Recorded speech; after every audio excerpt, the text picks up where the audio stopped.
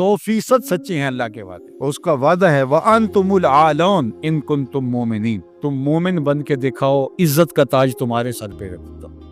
یہ وعدہ ہے اللہ۔ ہم کب مومن بن کے دکھایا ہے کہ ہم واقعی اس تقاضے پہ پورے تھے جو ہماری شریعت نے ہم سے کیا؟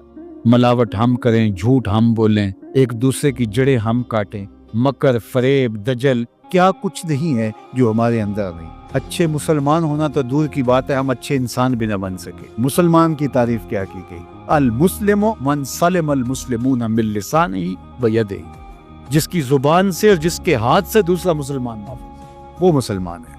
اور ہم دیکھیں کہ جہاں ہمارا بس چلے تو ہم کاٹ کے نہیں رکھ دیتے، ہم کیسے مسلمان؟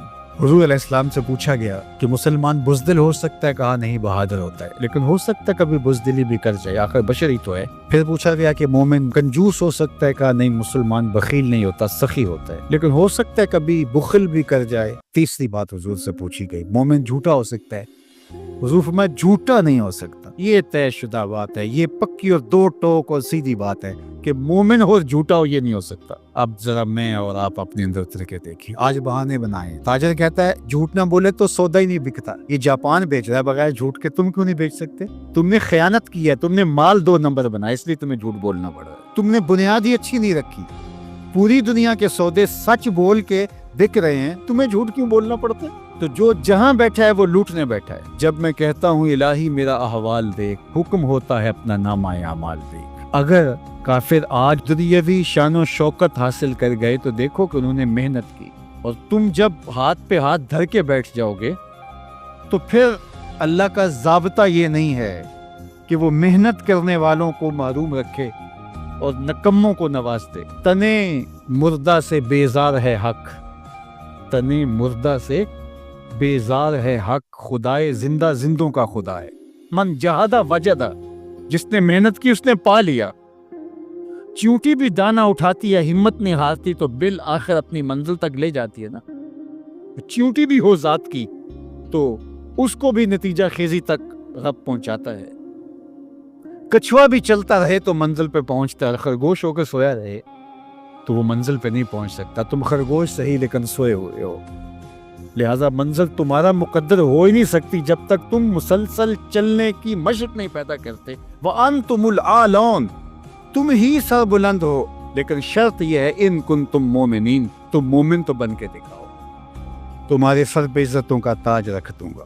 آج ذرا دیکھیں ہم کھڑے کہاں ہیں، تھوڑے سے حالات سخت ہونے لگتے ہیں تو تاجر ذخیرہ اندوزی کرنے لگ جاتا ہے، اور مانگتے ہو وہ شانیں، مانگتے ہو وہ عزتیں جو قرون اولیٰ کے مسلمانوں کو دی گئی، ذرا وہ کردار بھی تو لے کر کیا ہونا۔ تم تو ذخیرہ اندوزی کرنے بیٹھ گئے کہ زیادہ سے زیادہ پیسے کما لیں اور غریبوں کا خون بھی نچوڑ لیں۔ اور مدینے میں تھوڑے سے حالات تلخ ہوتے ہیں، تھوڑی سی قحط سالی کے آثار حویدہ ہوتے ہیں، اور حضرت سیدنا عثمان غنی رضی اللہ تعالیٰ عنہ کا تجارتی قافلہ غلہ لینے گیا ہوا ہے شام میں، تو جب وہ شام سے واپس آتا ہے تو مدینے کے کچھ تاجر آتے ہیں اور کہتے ہیں کہ جناب یہ جتنا غلہ ہے اونٹوں کے اوپر ہی ہمیں بیچ دیجئے، ہم سے 2 ہی قیمت لے لیجئے۔ فرمانے میں اس سے زیادہ قیمت میں دینا چاہتا ہوں، تو کہا جناب 2 گنا لے لیجئے، فرمایا نہیں، تو کہا کہ اتنی قیمت ہم آپ کو دے رہے ہیں تو آپ نہیں دے رہے، کہا کہ میرے پاس ایک ایسا تاجر ہے جو 10 گنا قیمت دے گا۔ کہا وہ کون سا تاجر ہے؟ کہا وہ میرا اللہ ہے، اور بلا کر کے خادموں سے کہا کہ سارا غریبوں میں بانٹ دو۔ یہ تاجر تھے عثمان غنی، آج بھی عثمان غنی ہے۔ میں آپ کو بتاؤں مدینہ المنورہ کے بینک میں حضرت عثمان غنی کا آج بھی اکاؤنٹ کھلا ہوا ہے، 1450 سال بیت گئے، ان کا اکاؤنٹ آج بھی چل رہا ہے۔ بیر عثمان جو مزرعہ عثمان ہے، جس میں وہ بیر عثمان تھا جو خرید کے وقف کیا تھا، وہ آج بھی وقف ہے، اور وہ کسی کے نام نہیں ہے، وہ حضرت عثمان غنی کے نام، اور اس کی ساری آمدنی حضرت عثمان غنی رضی اللہ تعالی عنہ کے نام پر جو بینک میں اکاؤنٹ ہے اس میں جاتی ہے، اور پھر ادھر سے خیریہ میں آتی ہے اور غریبوں میں بٹتی ہے۔ ایسا غنی آج بھی اس کی سخاوت جاری ہے۔ کوئی غنی ایسا بھی دیکھا؟ یہ ذخیرہ اندوز جو لوگوں کے خون بھی نچوڑ لیتے اور بوٹیاں بھی نوچ لیتے، آج مرے کل 10واں دن۔ بعد میں کوئی ان کو جانتا بھی نہیں ہوتا. تو ذخیرہ اندوز لوگوں کی یوں بوٹیاں نوچے گا، خون نچوڑے گا اور کہے گا کہ اللہ کی رحمت نازل ہمارے اوپر کیوں نہیں ہوتی. تو کس طرح تمہارے اوپر رحمت نازل ہوگی؟ اس کا وعدہ ہے اور اس کے سچے وعدے ہیں. وَأَنْتُمُ الْأَعْلَوْنَ، تم ہی سر بلند ہو، ان کنتم مومنین، اگر تم مومنانہ زندگی بسر کرو تو دیکھو عزتوں کا تاج تمہارے سر پہ ہم کیسے رکھتے. کفار مکہ وجود باری کا انکار نہیں کرتے تھے، یعنی اللہ کے وجود کے منکر نہیں تھے. وہ بتوں کو ساتھ شریک کرتے تھے.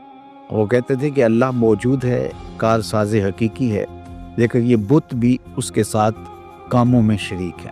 اس وجہ سے وہ مشرک ہوئے. اس کی ذات میں کیا اس کی صفات میں کسی کو شریک مانا جائے تو بندہ مشرک ہو جاتا ہے، کافر ہو جاتا ہے. دوسرا، وہ رسالت کے منکر نہیں تھے، نفس رسالت کے، کہ رسول نہیں ہوا کرتے.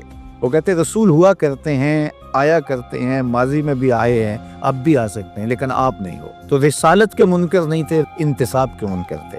اور تیسری بات، عقیدہ آخرت، اس کا وہ سرے سے انکار کرتے تھے. وہ کہتے تھے یہ تو ہو ہی نہیں سکتا کہ جب ہم مر جائیں، مٹی میں مل جائیں تو دوبارہ اٹھائے جائیں. تو وہ باس بعد الموت کا بالکل انکار کرتے تھے. وہ کہتے یہ تو بات سمجھ میں نہیں آتی، جب ہم مر جائیں گے، جب ہم مٹی میں مل جائیں گے، ہڈیاں ہماری رل جائیں گی، تو دوبارہ کیسے ہمیں زندہ کیا جائے گا؟ یہ کیسے ہو سکتا ہے؟ نضر بن حارث باقاعدہ کسی قبرستان سے پرانی بوسیدہ سی ہڈی اٹھا لایا اور آقا کریم علیہ السلام کے سامنے آ کے کھڑا ہو گیا اور اس ہڈی کو توڑتا ہے اور اس کے ریزے زمین پہ گرتے ہیں اور کہتا کیا ہے، مَن یحیی العظام، ان ہڈیوں کو کون زندگی دے گا، وہی رمیم، جب یہ اتنی خستہ ہو گئیں، بربری سی ہیں کہ ہاتھ کا لمس بھی گوارا نہیں کرتی اور گر پڑتی ہیں، تو ان ہڈیوں کو دوبارہ زندگی ملے گی؟ اب اس کا جواب سنیے.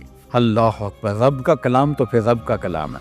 کل، اے محبوب فرما دیجئے، یحییھا الذی انشأھا اول مرہ وہو بکل خلق علیم. جب یہ ہڈیاں نہیں تھیں، اب تو ہڈیاں ہیں، اب تو میٹیریل موجود ہے، بکھر گیا ہے، ٹوٹ گیا ہے.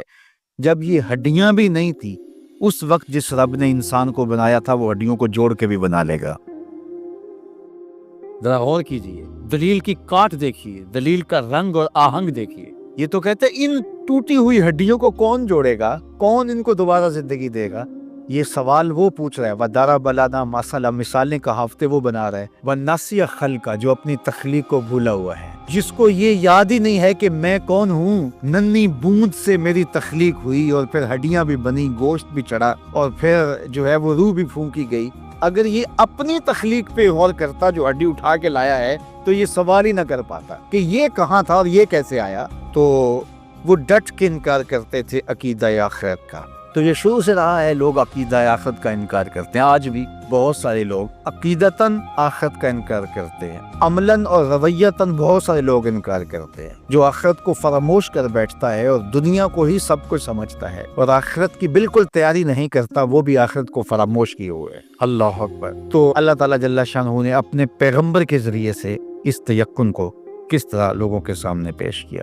جب ابراہیم علیہ السلام نے کہا رب ارنی کیف تحیی الموتیٰ، مالک میں دیکھنا چاہتا ہوں کہ تو مردوں کو زندہ کیسے کرتا ہے. قال اولم تؤمن، کہا کہ تجھے یقین نہیں. قال بلا، مالک کیوں نہیں. ولکن لیطمئن قلبی، لیکن میں چاہتا ہوں کہ دل میں اطمینان اور زیادہ پیدا ہو جائے، یقین کی اور پختگی نصیب ہو جائے. قال فخذ اربعۃ من الطیر، کہا 4 پرندے پکڑ لو. فصرہن الیک، اور ان کو اپنے ساتھ مانوس کر لو، پھر ان کو ذبح کرو، ٹکڑے کرو، گوشت بناؤ، قیمہ کرو اور مکس کر کے مختلف پہاڑوں پہ ڈال دو.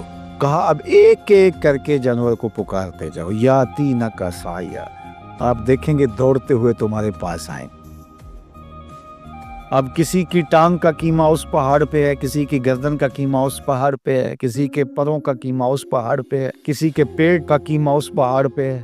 لیکن جس جانور کو پکارا ادھر ادھر سے اس کے اجزاء نکلے، جڑے اور وہ دوڑتے ہوئے جناب ابراہیم کی خدمت میں پہنچے. تو کہا ہم ایسے ہی مردوں کو